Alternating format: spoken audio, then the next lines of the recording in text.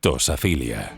Dícese del estado en el que se desarrolla una fuerte adicción y simpatía por los paisajes, la gente y los colores de la villa marinera de Tossa de Mar.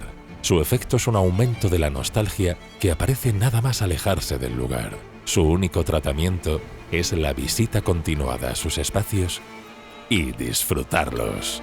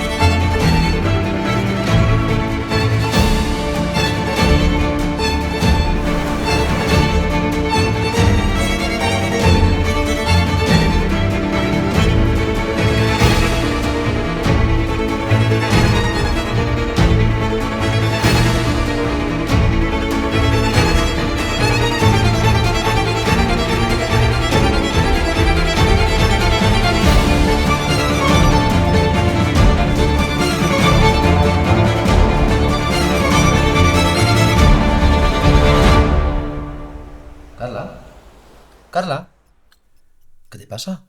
¿Te has quedado parada? Juan, creo que me ha vuelto a pasar. ¿Pero el qué? La tosafilia. ¿Que no me la quito de encima? Yo estoy igual. Solo veo una solución. Coge tus cosas.